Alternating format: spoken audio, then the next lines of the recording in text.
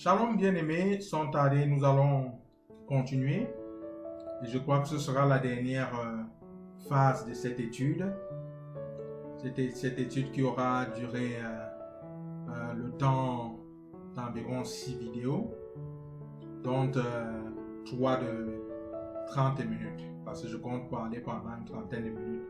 Je voudrais vous encourager à pouvoir souscrire à cette chaîne et à pouvoir accéder à tout au matériel qui est disponible dans la page YouTube et à pouvoir aussi sélectionner le signal de clochette que vous allez voir sur votre écran, en bas de l'écran. Question de pouvoir recevoir les vidéos immédiatement lorsqu'elles sortent, n'est-ce pas, et pouvoir les voir directement sans que je n'ai à vous recontacter pour vous envoyer cela.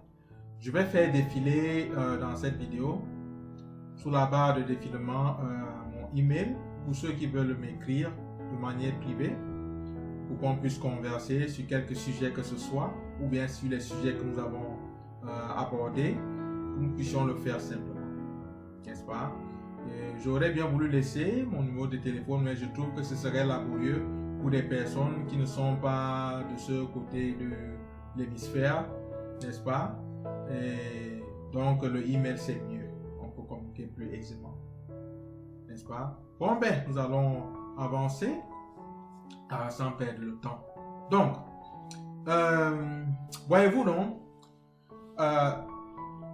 Satan lui sait très bien que la bouche du sacrificateur garde la science et qu'on vient vers le sacrificateur pour pouvoir le consulter par rapport à la loi.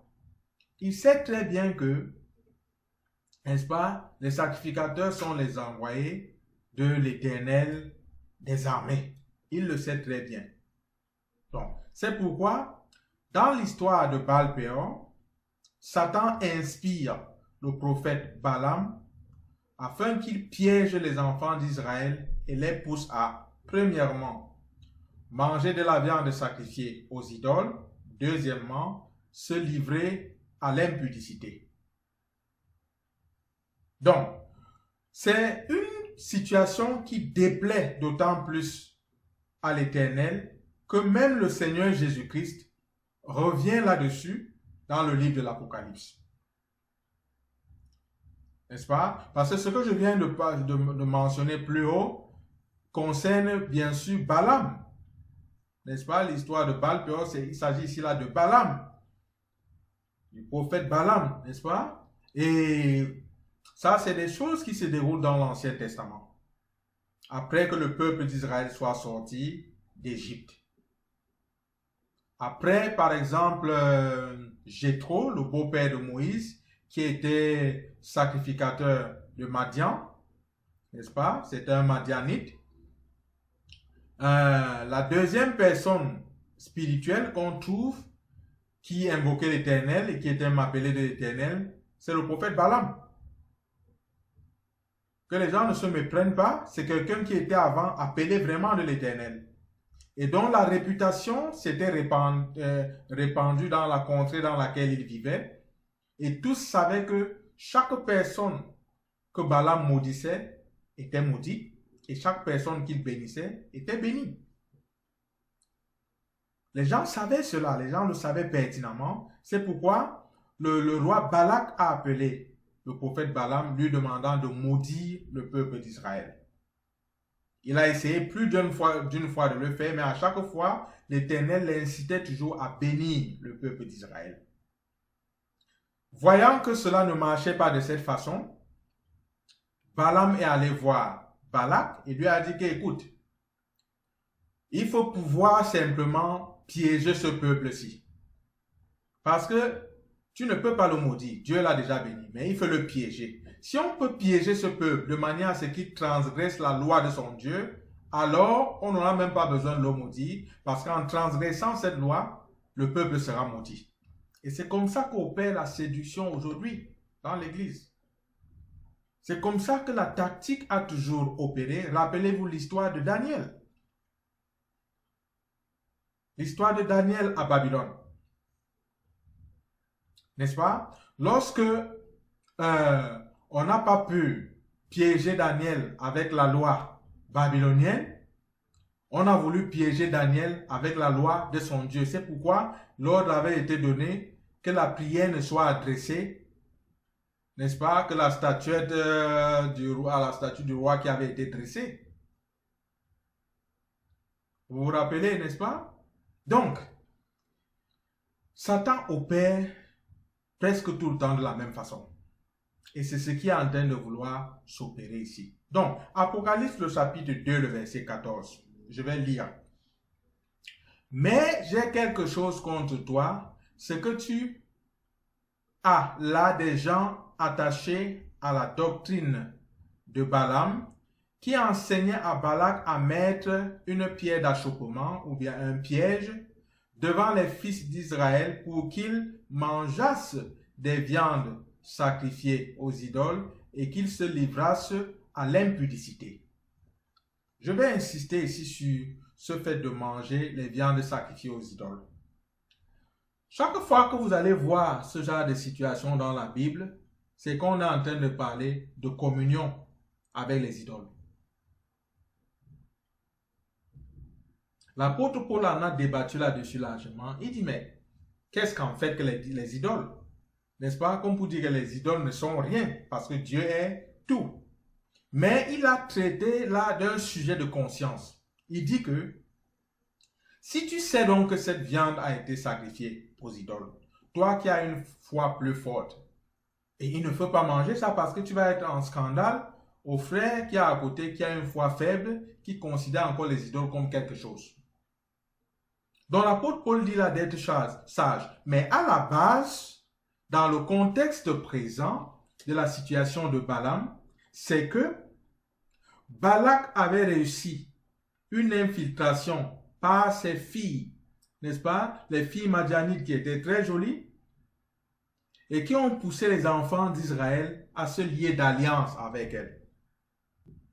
Et une fois qu'ils étaient liés d'alliance, pour faire plaisir à leurs très chères femmes, ils acceptaient les sacrifices, les viandes que leurs femmes ramenaient, des sacrifices offerts aux idoles. Et là, c'était là la communion.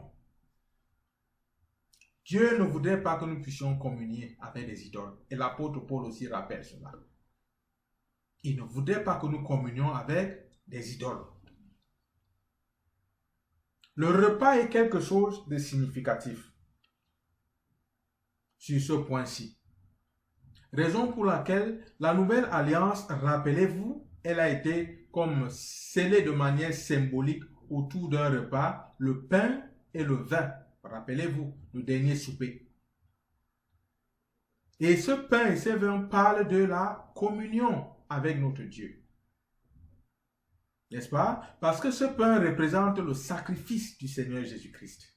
Et c'est un sacrifice qui a été donné à Dieu. Donc lorsque nous mangeons de ce pain et buvons de ce vin, nous communions avec le Père. Nous sommes un avec le Seigneur et un avec Dieu. Donc ici, là, lorsque les enfants d'Israël s'amusaient à manger de cette viande sacrifiée aux idoles, ils étaient en train de polluer leur âme. Parce qu'ils recherchaient là une communion avec d'autres dieux. Et c'est mauvais aux yeux de l'Éternel. La deuxième chose dont il est fait mention ici, on a parlé de l'impudicité. Donc la doctrine de Balaam, n'ayant pas été capable de pouvoir maudire le peuple d'Israël parce que ce peuple était béni déjà d'avance par l'Éternel, il a fait infiltrer ce peuple par un enseignement polluant. Et de nos jours, il existe plein d'enseignements polluants. Des enseignements qui viennent directement du trône du diable, qui vous poussent et vous incitent à vous rebeller contre l'Éternel. Bien-aimés, nous devons fuir ce genre de choses. Je voudrais vous dire une très bonne nouvelle, bien-aimés. Vous n'êtes pas obligé de rester sous un leadership qui ne s'incline pas devant l'Éternel. Vous n'êtes pas du tout obligé. Je ne sais pas qui vous a raconté des sonnettes et vous a comme cloué à ces personnes. Si jamais il existe une personne qui se dise leader et qui n'honore pas, qui n'adore pas le Seigneur Jésus-Christ, quittez cette personne. De grâce, bien-aimée, fuyez prenez vos jambes au cou. Vous n'avez aucune raison de rester là-bas. Vous n'avez pas de raison de participer au péché de telle personne. L'apôtre Paul, lorsqu'il parle aux disciples, il leur dit, soyez mes imitateurs comme moi-même je le suis de Christ. En d'autres termes, si vous regardez ma vie et vous vous rendez compte que je ne suis pas le Seigneur Jésus, ne me suivez pas.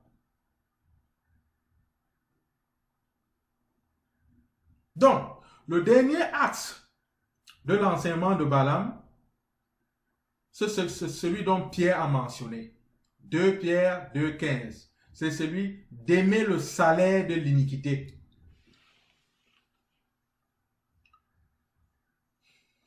Ces adeptes de Balaam dont je vous ai fait mention, ils aiment bien le salaire de l'iniquité. Tout ce qui les intéresse, c'est le gain.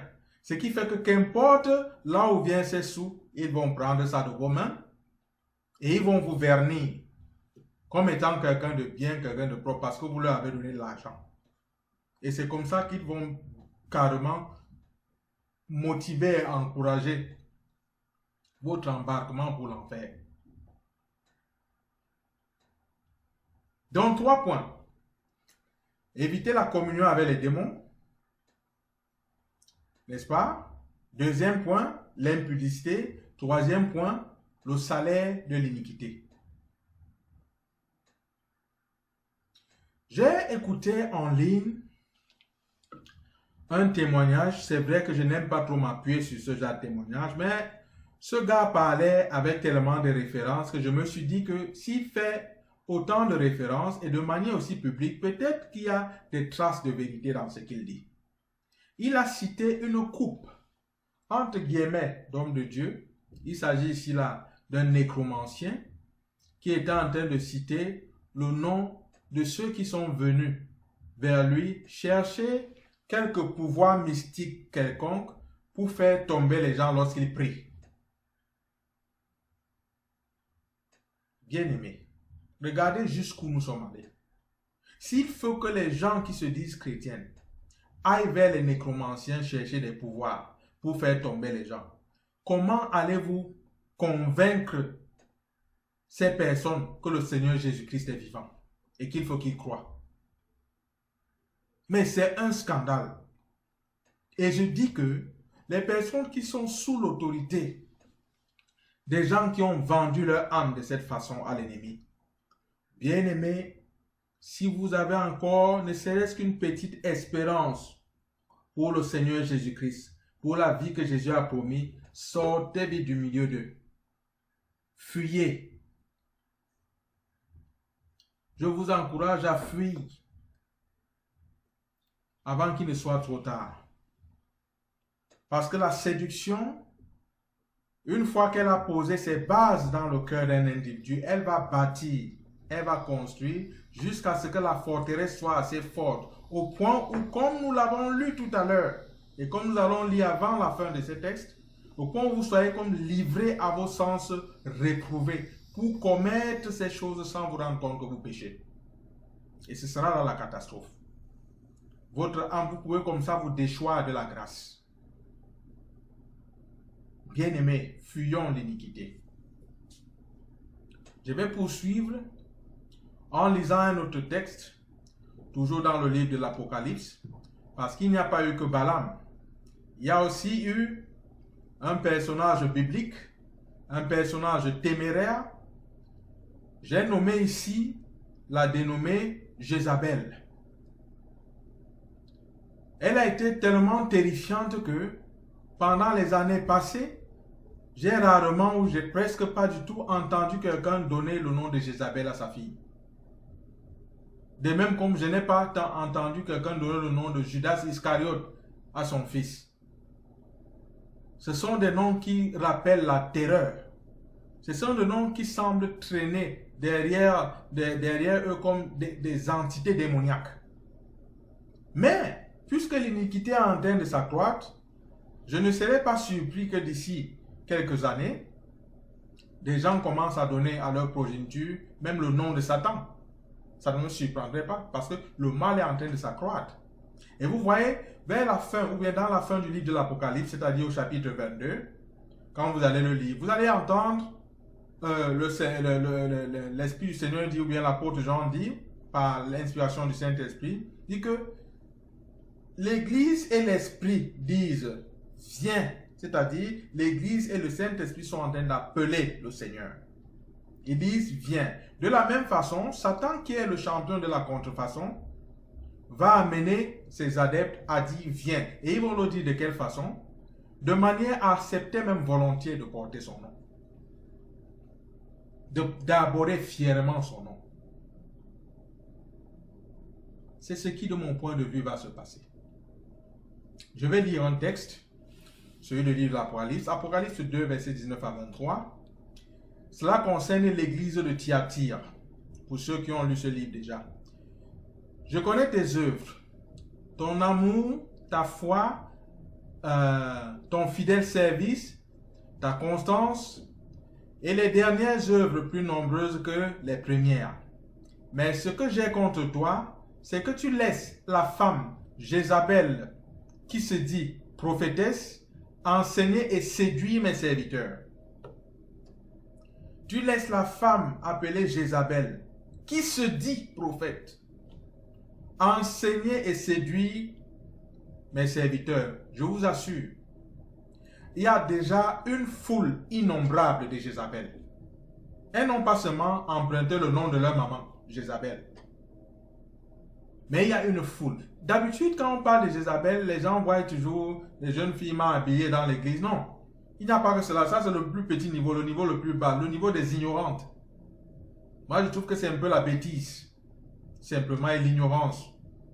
Quand vous consultez ce genre-là, elles sont encore vraiment, elles n'ont pas encore reçu suffisamment même de lait spirituel. Elles sont encore hésitantes, ballottées à tout vent de doctrine. C'est les enfants, c'est l'ignorance. Mais ici, lorsque je parle de Jézabel, je suis en train de parler de ce groupe de personnes animées par cet esprit de Jézabel, qui ont la capacité d'enseigner, oui, mais la capacité d'enseigner quoi? Des choses qui vont séduire les serviteurs de l'Éternel. Elles sont des éléments de chute. Pourquoi? Parce que dans l'Église, elles occupent des positions d'autorité. Et dans le cas précis ici, dans l'église de Thyatire, elle se disait prophète et elle était dans l'église.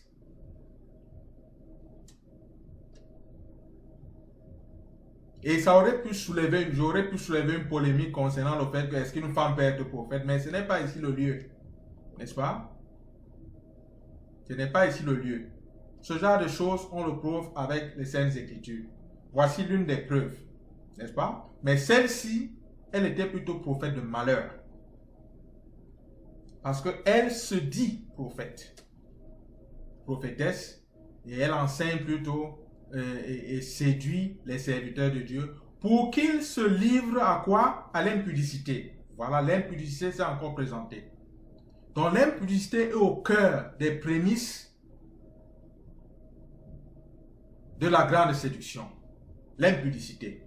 Deuxième chose, et qu'ils mangent des viandes sacrifiées aux idoles. Encore ces viandes, la communion. La communion avec les démons est aussi au cœur des prémices de la grande séduction. N'est-ce pas? Je vais continuer la lecture. Je lui ai donné le temps pour qu'elle se repente et elle ne veut pas se repentir de son impudicité. Donc, elle est tellement accrochée à l'impudicité, elle ne veut pas lâcher prise. Donc, un esprit de manque de repentance. Oh, parlant de repentance.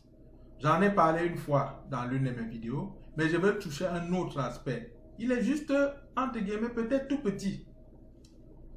J'ai entendu des repentances bizarres dans le corps du Christ. Cela veut dire que tu offenses ta soeur ou ton frère. Tu sais très bien que tu l'as offensé. Tu le sais pertinemment. Et au lieu d'aller vers ton frère ou vers ta soeur et dire que mon frère ou ma soeur, vraiment sur ce domaine précis, je croyais bien faire, je ne pensais pas t'offenser, mais je me suis rendu compte que cela t'a offensé. Pardonne-moi d'avoir fait ceci qui t'a offensé. Le frère et la soeur vont venir et dire ceci. Vous allez voir le degré de l'hypocrisie. Ça, c'est la séduction. Il va venir dire, si je t'ai fait du mal, je te demande pardon. Il ne dit pas qu'il t'a fait du mal, il dit si. Ça, c'est de l'hypocrisie. Quand un enfant de Dieu pêche, il le sait. Elle le sait. Oui. À moins vraiment que vous soyez déjà reprouvés, c'est-à-dire livrés à vos sens reprouvés, quand vous commettez un péché, vous le savez. Donc, il n'y a pas de si là-dedans. Tu dois être assez humble pour venir dire que mon frère, ma soeur, c'est moi qui avais volé ton truc là, s'il te plaît. Pardonne-moi. Et le frère va te pardonner, la soeur va te pardonner. L'église va te pardonner. Tu auras cette paix avec ton cœur. Mais quand tu démarres avec tes si, Dieu n'est pas un menteur.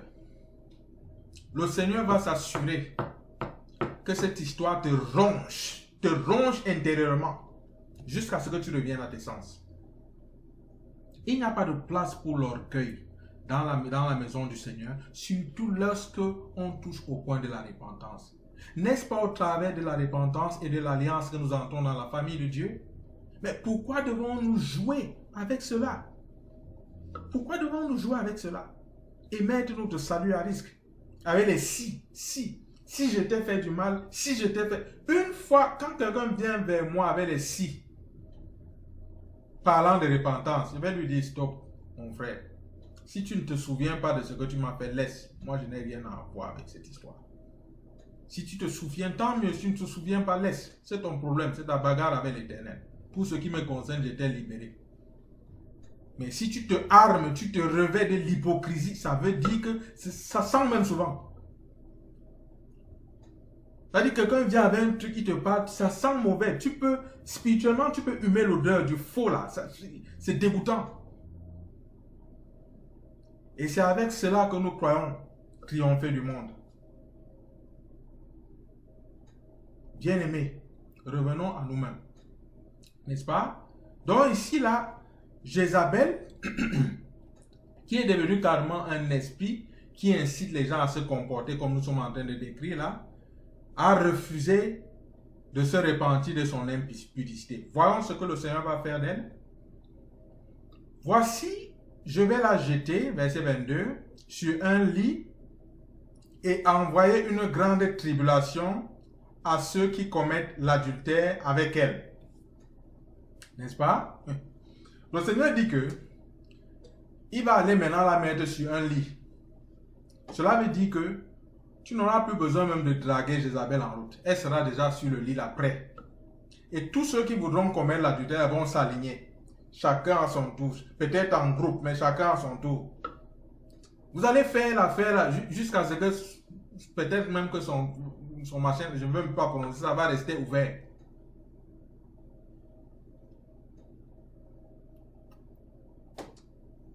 Et cet adultère-là a commencé depuis.